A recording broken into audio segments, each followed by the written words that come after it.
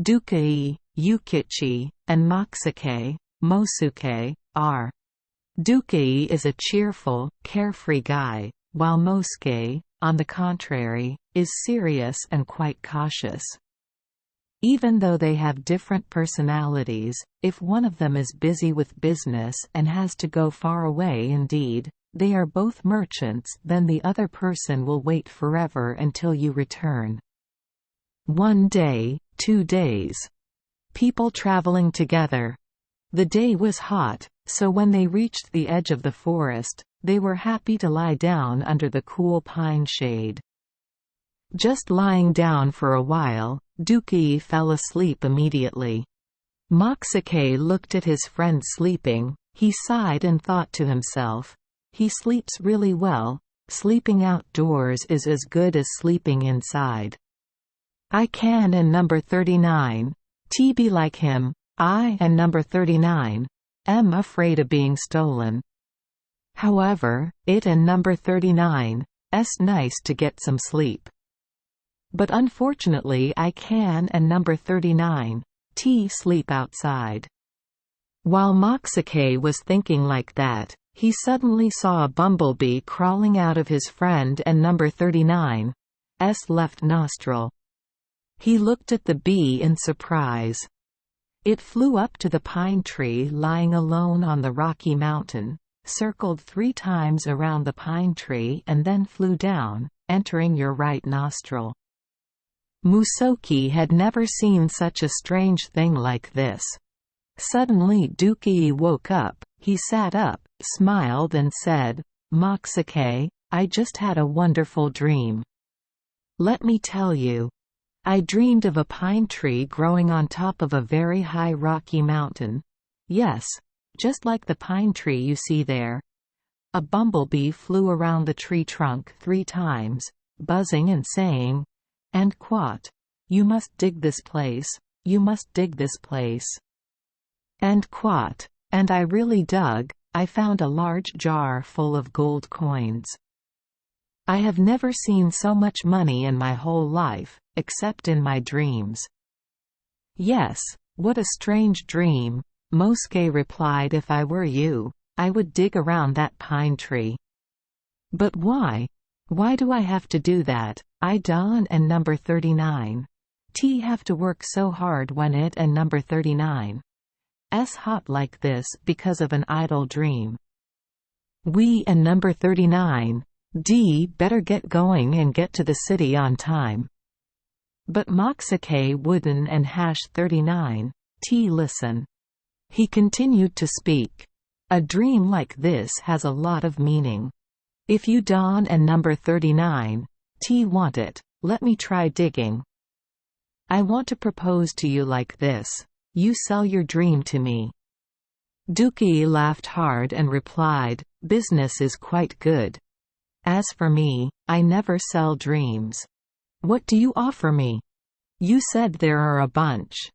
I Don and number 39 know exactly. I and number 39 your friend. I Don and number 39 want to cause you any harm." He kept saying how much the dream cost. After a short discussion, the 2 came to an agreement on the amount. Mosuke bought back your dream for 300 large silver coins. "I have never done anything like this before." Bringing a large amount of money to buy an idle dream, Dukai said with a smile. "Well, now let and number 39's hurry up and go so we won and number 39 be late for the sale." The couple talked very loudly, because they thought it was just the 2 of them. They did not expect that the stingy guy Casiming heard their story. He was also on his way to the city and was resting at the edge of the forest. He fell asleep, but the voices of 2 businessmen woke him up. Now he smiled crookedly. What honest people! Buy a dream. Luckily they talked loudly. Now we know where the treasure is and we will have the treasure without losing anything. Casiming did not go to the market anymore, He quickly climbed the rocky mountain. Then he dug around the base of the pine tree until he found a new hard object. He carefully continued digging and finally got a pot with a large, bulging belly filled with gold coins. Catseeming broke the jar, then took the gold and put it all in the bag he always carried with him. Arriving in the city, he used this money to buy an inn and became a rich man. But this gold did not bring him happiness. After a while, he not only lost the gold he had found, but also lost all the capital he had before, and soon he became a beggar. In the city, when Masukit finished his business of buying and selling, he said goodbye to Dukai to return to the place where he bought the dream. When he saw that the ground around the pine tree had been dug up and there were broken pieces of the jar lying around, he was extremely disappointed.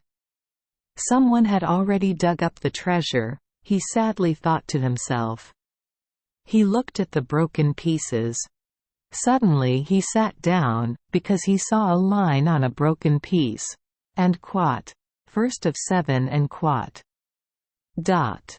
And sure enough, he quickly found 6 more jars on the ground, each filled with water.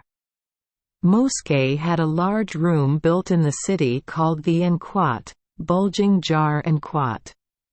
He lived happily here until then. On the last day of his life, Dukai often came to visit him, and often greeted him with the words, "Why Mosuke, how are you? I came to see how my dream turned out." And the couple patted each other and number 39's shoulders and laughed loudly. Every time like that, Masukit served his friend the best sake in the biggest jar. Thank you for joining us for today's fairy tale. We hope these stories bring joy and meaning to your day. If you love our channel, please hit the subscribe button so you won't miss any exciting tales. Wishing you a good night and sweet dreams. See you in the next story.